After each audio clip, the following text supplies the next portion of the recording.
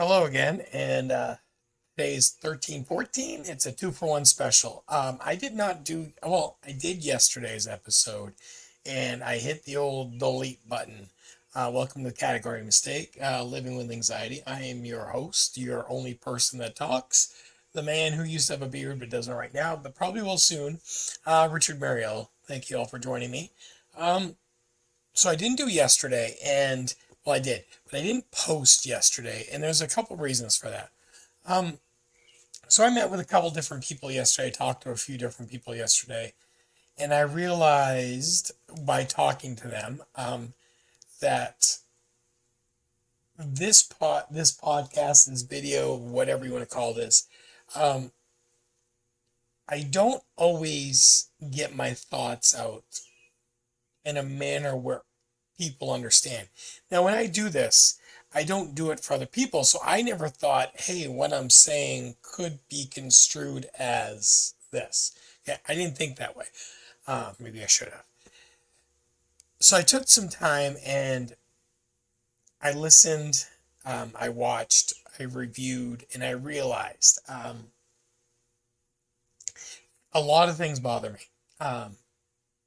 But also, a lot of things cause me stress and anxiety. But just because they bother me or they cause me stress and anxiety or they drive me crazy does not mean that these things are bad or that other people see it that way. When I started with this series and with the podcast in general, my thoughts, my ideas were I want you to see inside here what I see. And if you agree with it, if it makes sense to you, great. If it doesn't, well, I'm not your cup of tea. Okay. The last couple of weeks, what I've realized is that there's a lot of people who listen, who watch, who understand, who agree with what I say. But some of the things I say still come off in a manner that maybe hit the wrong way. So I'm just going to say this. You're going to hear thunder and lightning in the background. There's a big storm. Okay. Now, here's what I'm going to get to today. I have my whole life been one of those people. I'm changing the camera angle, so you have to deal with me today. Um, I have always tried to give and help abundantly. Um, I will sacrifice my time, my energy, my body, everything if I can help somebody else. Proof is in the pudding, right? You can't just say, well, I sacrifice everything. Okay. We have kids. Everyone knows that. If you've ever watched more than one video, you know I have kids. I have 3 birth kids and 6 kids who are either adopted or think they are adopted, and there could be more. Okay. But here's the thing. We also did foster care. Okay, proof is in the pudding. I have helped in community churches. I have helped in synagogues. I have given my time to lots of different things. I taught at a Catholic school for barely any money. I mean, I made $12 an hour as a teacher. Okay, newsflash if anyone watches this. I did $12 an hour, and I showed up every day. It was an hour drive. I don't help the community. I don't help kids. I don't teach at that school. I don't do this. I don't do anything for the money or the praise or the acknowledgement. I do it because I feel it's the right thing to do. Okay, that's how I'm wired. The problem with that, and I've come to grips with this because of comments left to me, emailed me, Facebooked me, Spotify'd me, whatever. Just because I see the world like this and I believe everyone should be that way, they can't. Okay. Now, the reason they can't is one, everyone lives a different life. Everyone has different lifestyles. Everyone makes different choices. Everyone has different things that are going on in their life. And just to stop everything and take in a kid or help someone else out could be hard. Also, they could be going through some stuff with their wife or their spouse or their significant other, or maybe they're in college and they're getting ready to graduate and they're just not ready for it. And they just need to focus. That's what people tell me. And that's what I should be hearing. It should be what I'm hearing. I should be hearing in my head, everyone's on a different path. Everyone is going through something different, and I can't force them or expect them to be or to do what me and my wife have done. I can't, right? That's because I don't know what they're going through. That's what I should be hearing. Here's the anxiety, stress, frustration, anger, perplexing diatribe coming from me. Okay. We had our daughter and our 2 sons. We had no money. I had odd jobs. I would lose jobs. My wife stayed at home. Our daughter was special. The first 2 years of her life, she had to have skull surgery. We moved to Florida, moved back to Maine. We had nothing but 3 kids. Nothing. I mean, we were like government cheese poor, okay? I know someone made a joke today about the little cereal boxes. We couldn't afford those, okay? We had, frosted mini wheats. That's what we could afford. And I could afford better cereal now, but I don't eat cereal. We were dirt poor. We couldn't afford rent. We couldn't afford to live. We couldn't afford a car. For the first 10 years of our marriage, the most stable car we had was a car my mother gave us. Okay. That's how we rolled. But then Morgan came into our life. And she needed somebody. And we did it. And then April came into our life. Still didn't have any money. Still dirt poor. Had like almost 3 bedrooms and a back room that was a laundry room that we put April and our daughter Josie in. Then we had Emmy come in. Emmy came in. Okay. Still no money. So now we've got Josie, Jeremiah, Joshua, Emmy, April, Morgan. Okay. Then we'd have a girl named Cindy come over. Then we had 2 guys, Tom and DJ, who slept on our couches. Again, no money. We had nothing. Then we had Corey. And then we had Katie. Still nothing. We had nothing. And that didn't matter to anyone. Okay? We were talked down to by our church, not the one I'm going to now, a different one. Okay? Because we were helping too many people and it was not good for us. How dumb is that? Just so you know. I'm just, sorry, venting a little. Then we moved to a bigger house. Thunder. Probably lightning in a minute. Then we moved to a bigger house. And then we got more kids. We got 2 kiddos, and I'm not going to say their names because they're still young, and I don't do that to them. But we had 2 kiddos, one at 4 years old, one at 0. Still no money. We did a boys' night where I had kids who had, either their dads had passed away or were going through chemo or just wasn't there. Every Tuesday night, I bought pizza, I bought Little Debbie snacks, I rented videos, we played games. I spent money we didn't have because that was the right thing to do. My wife went and got her degree and then got another degree and then got another degree. So she was in college for a long time. We still had nothing. We helped people while she's in school full time. I'm working. I was deployed. I was deployed in Afghanistan, and I Skyped my wife because she told me to, and I got a daughter while I'm in Afghanistan. Bobby Jean came into our life. I didn't know who Bobby Jean was. I've talked about this before. I had no idea. She's ours now. I had Katie, Katie's sister.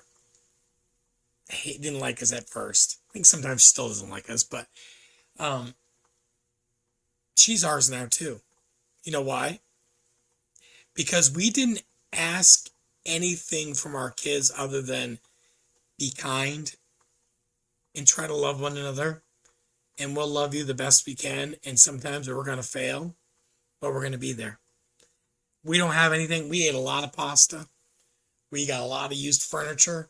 A guy in our old church named Paul Morin, he got his furniture. He helped us with food. We survived with nothing for 20 years. And when I hear people say, well, you know, my life's a little complicated right now. It's not that complicated. Okay.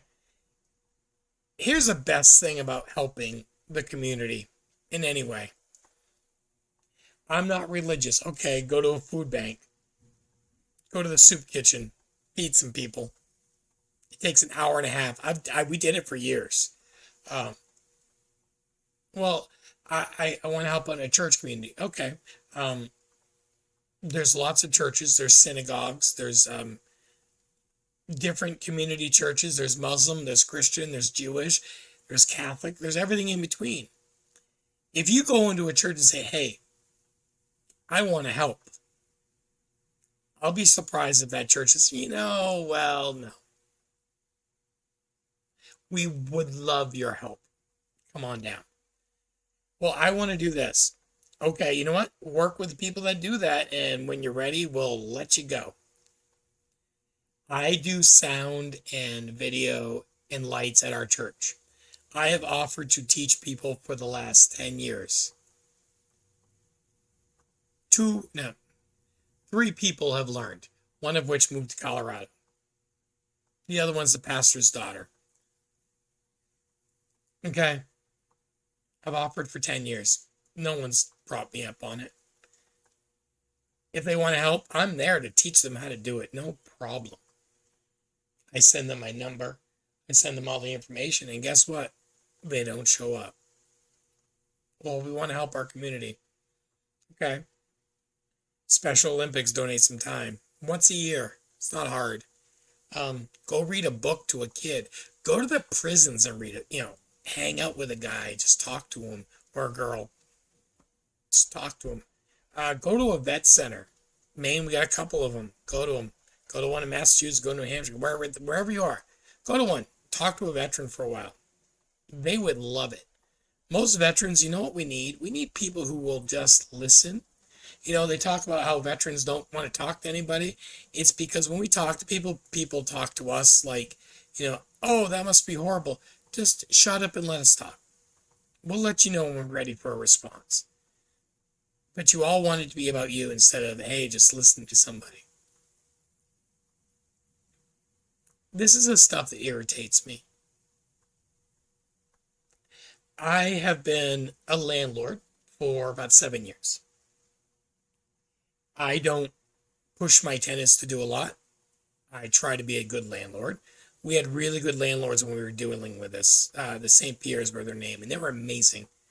And we've tried to be like them because they gave us chances when no one else would. They did. It was amazing. I mean, we could not have survived without them. Well, we could have, but it would have been a lot harder. Okay? And the St. Pierre's motto was, we're a family. We try to do things together. We try to take care of each other. And that's what we do. Kind of like us. Okay? I also get annoyed when I hear parents, well, my baby grew up. My baby's out of the house. I don't love you anymore. Husband goes away, or wife goes away because the child's gone and the child was the only reason they were married. I don't know how that happens. And I know some kids that's happened to, and some adults that that's happened to because of, the opposite. And I've always tried to figure that out. You see, before we had kids, I fell in love with my wife. It wasn't like, oh, our daughter's born, I love you now. That's not how it works. Love is a crazy thing. Young love, I know some kids who are in the stage of young love, and all these stupid adults go to them and say, well, when you get older, it'll be different. Why? I love my wife more today than I did in 1993. But, see, they're saying, well, back in 93, you had lust. I still lust for my wife. Okay? She's still pretty to me. I still would step in front of a truck for her. My kids are basically gone. See, I remember when I fell in love with her and why I fell in love with her every day. Some days we argue, some days we fight, some days we don't agree on things. Crazy humans that don't agree. But I still love her. It's not hard, people. You don't raise a kid together for 18 years, or you don't get married and then have a child a couple years later, and then the child goes away and you're like, oh, I don't love you anymore. The child's gone. You quit. Marriage is hard. My wife right now has to deal with this. Okay? There's a lot going on here. She works in a facility with mental patients, kind of like me, but worse than me. And she deals with them all day. And then she has to come home. And some days, like today and yesterday, I'm a hot mess. She made me BLTs tonight. I'm on the deck drilling things down, and she brings me out a sandwich. She's had a long day, and she brings me out a gosh darn sandwich. She didn't have to. I'm so happy she did. She didn't have to. She did. You know why? Because she loves me. And I love her. And I'm passionate for her. And some people who know me really well know how passionate I am for her. See, I deployed.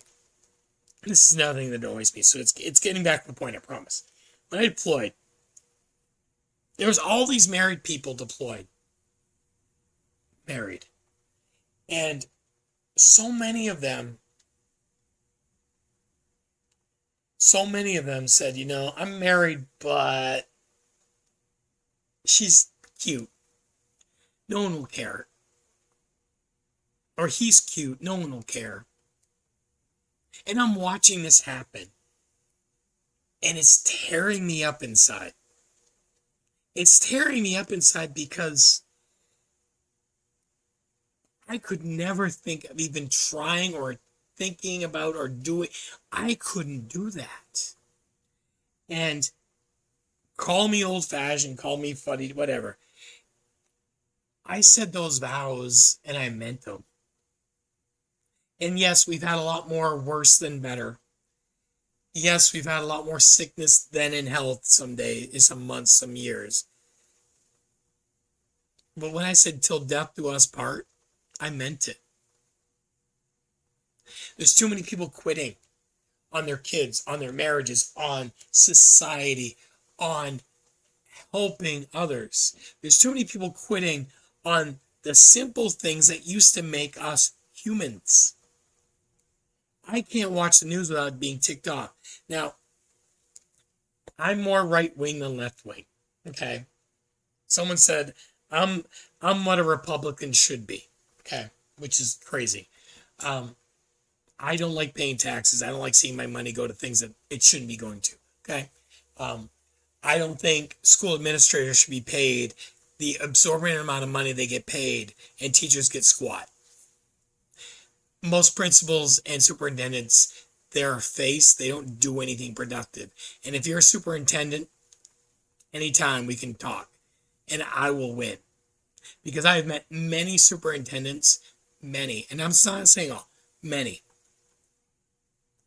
And they are a figurehead. They're like the president of the United States. See, everyone's talking about the president. Oh my God, he's evil. He's a figurehead. His executive orders can be wiped out by the Congress, can be wiped out by the Supreme Court. The Congress has the power. The president is just a loud, obnoxious man who says he has the power. And while I voted for him, you can hate me because I didn't like her and it was kind of the only other option. I'm sorry, there's got to be better options. I don't agree with 60% of what he's doing. And that's, people are like, well, then why'd you vote for him? That's what we had. But he's a figurehead. Stop blaming Trump for everything. If you want the world to change, you run for office. We have 80, 90-year-old people running the country. People born during World War II. If you don't like it, run for office. Well, I can't afford it.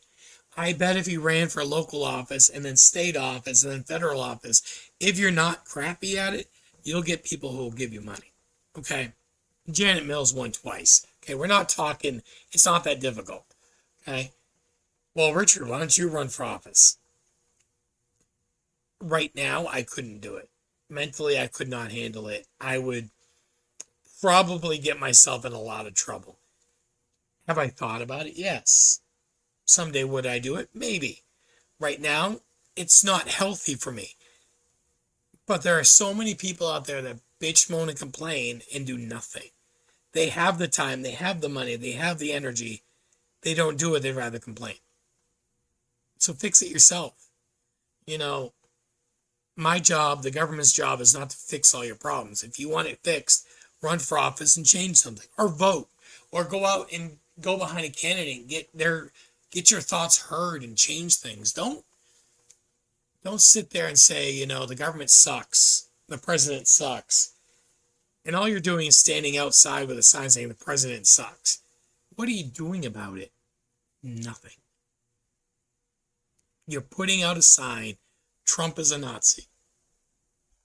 Instead of, trying to fix the problem. Well, I can't fix it. You can. That's the best thing about our country. You can fix that problem so easily. But you don't want to. It's makes you feel cooler to be outside with a sign saying Trump is a Nazi. Okay.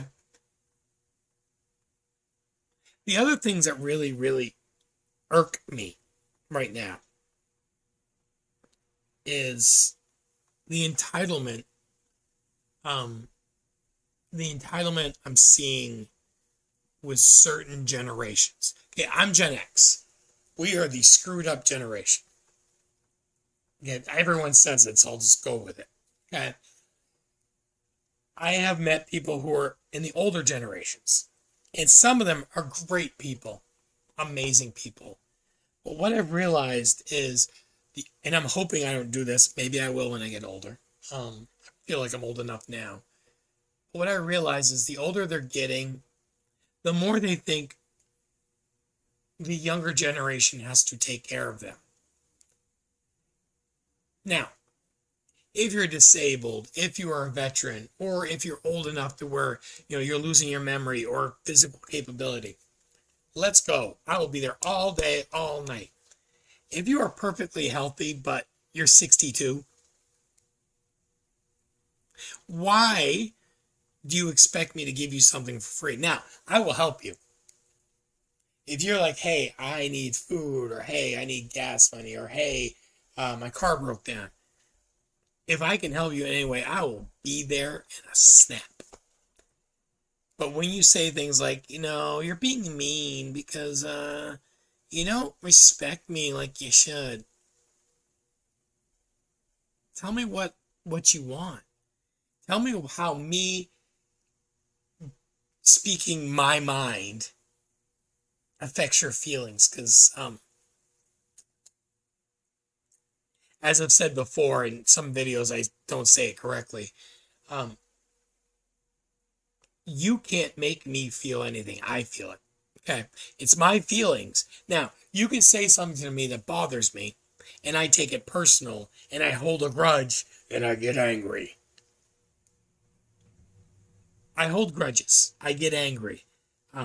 There's been people that have said things to me in the last month or so that have made me really angry.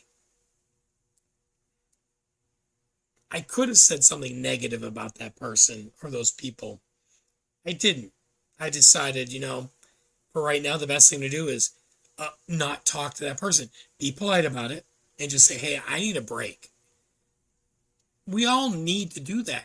Instead of spouting off at somebody saying how they're hurting your feelings and they're making you feel not safe, take a step back, breathe. Okay, can I cohabitate with this person right now, or do I need a break? And if you need a break, say, hey, right now, we're not in a good, we're in a place where I need to stop and I need to recenter myself. So that means I need to go take a drive, or I need 10 minutes, or I need to just vent to a computer screen or do a podcast. Okay. Do something with it instead of just spouting off. I could have just yelled, screamed, and verbally attacked the people that have bothered me in the last month. Instead, I didn't. Am I still angry? A little bit. I'm working on that. But if I see these people, I'm not going to be like, oh my God, I hate you. No. Why would I? Why? There's no point. I've been asked by some of my old students, I've been asked by some of my old friends who've watched this.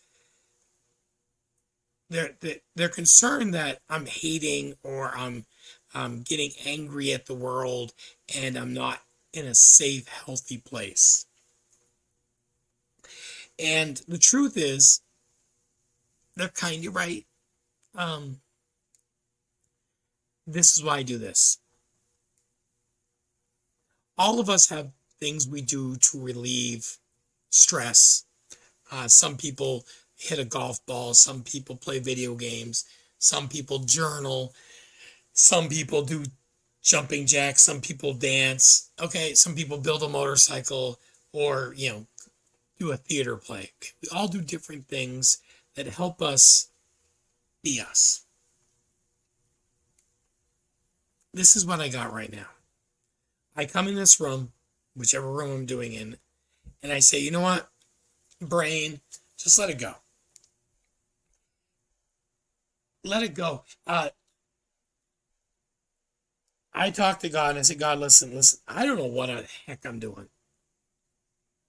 I don't know why I'm saying the things I'm saying. But what can I learn from what I'm saying? Here's what I've learned over the last 14 days. My words matter. My choices in life matter. My actions in my life matter to me. Now, I could have said something, and I probably have, about Haley. I'll pick out on Haley because she won't care if I pick on her. Okay? I talked about how she failed her geography test. Now, she could have gone and said, oh my God, Mr. Mariello, you're making fun of me. You're hurting my feelings. She didn't.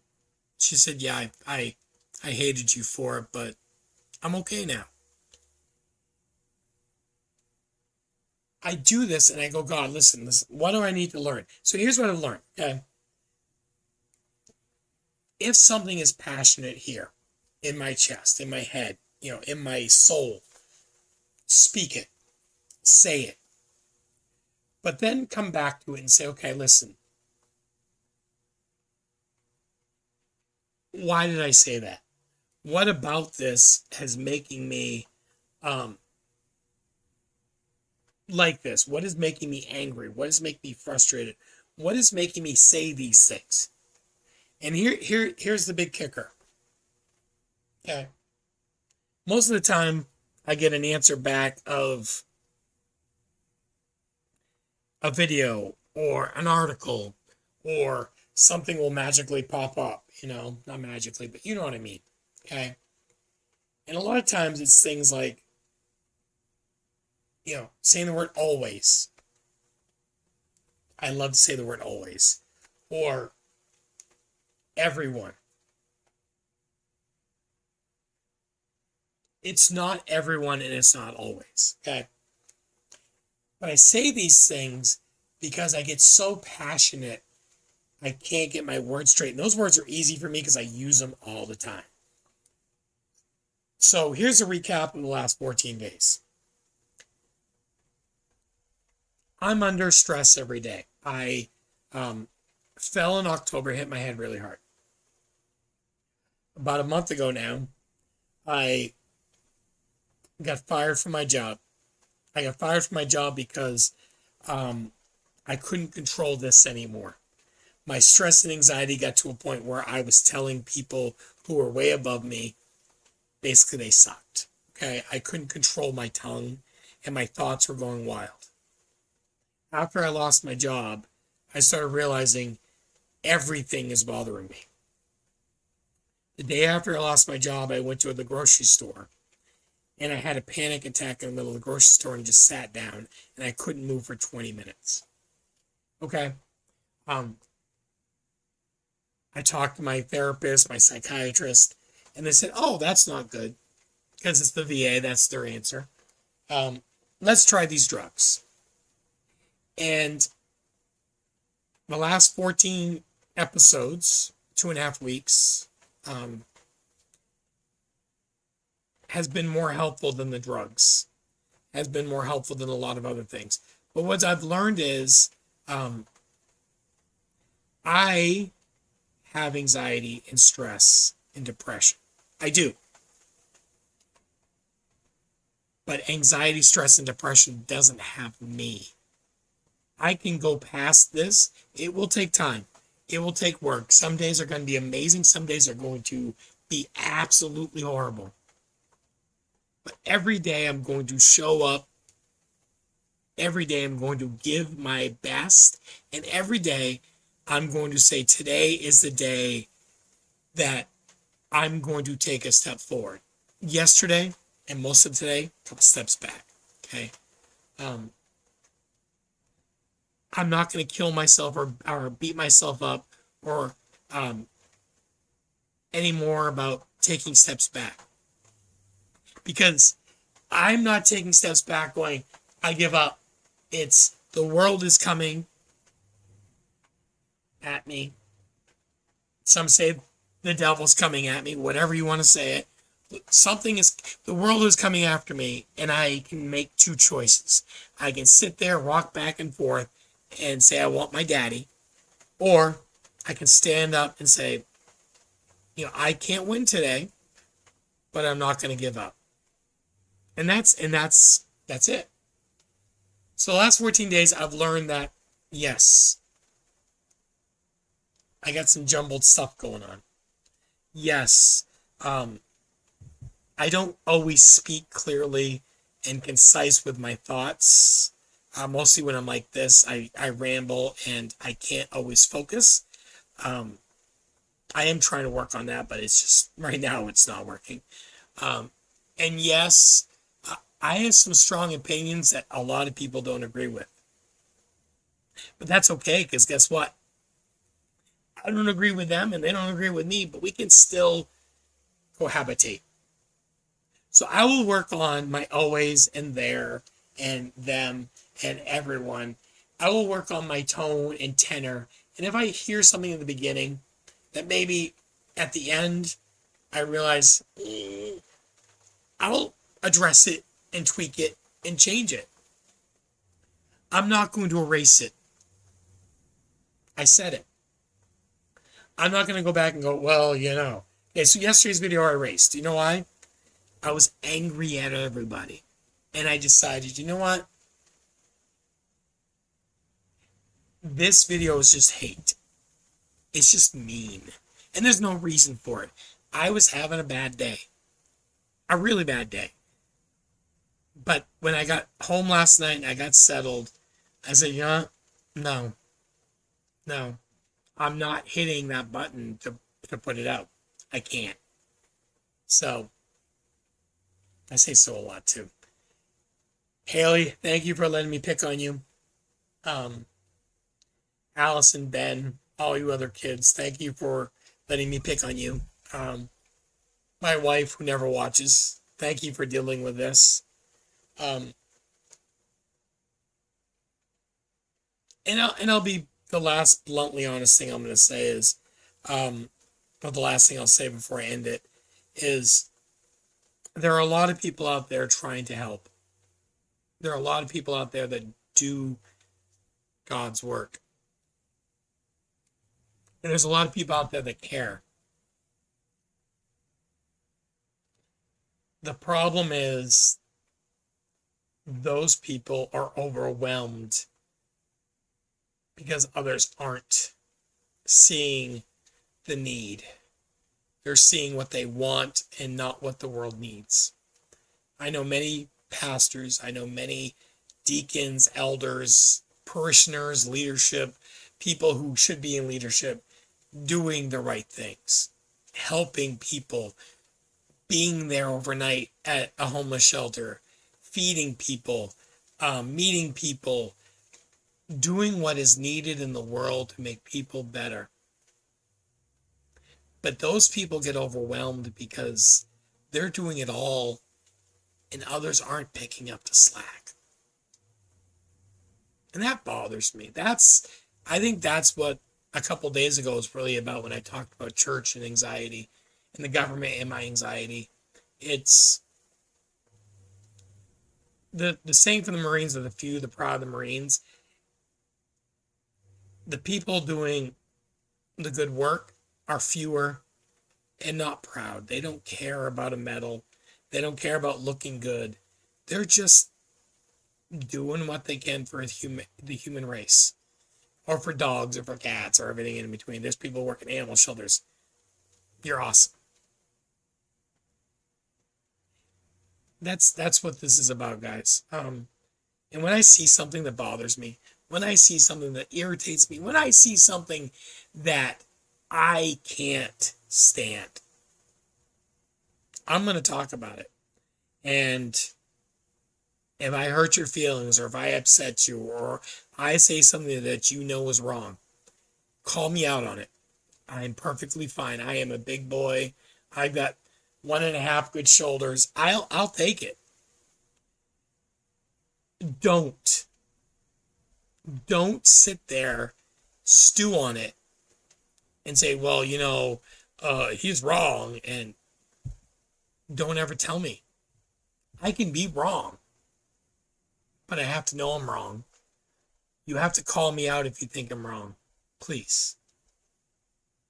I always told my students, if they can prove me wrong, I will never say, I will take it. I am good. Please prove me wrong.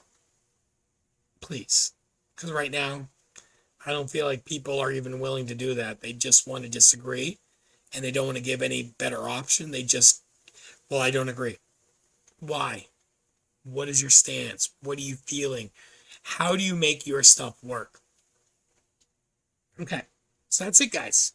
That's 13-14, like a 2-for-1 special, okay? I'll be back on Monday. And I'm going to church on Sunday. Some people commented, well, does that mean you're not going to church anymore? No, I'm still going. I still love what I do. It's just sometimes it bothers me. But I'm okay. And I'll be there, and I'll be doing my best, and maybe Monday I'll be in a much better place, or a much different place than I was last week or this week, okay? It's called living, being a human. It's okay. Thank you all for watching. We'll see you on episode 15. Have a great weekend.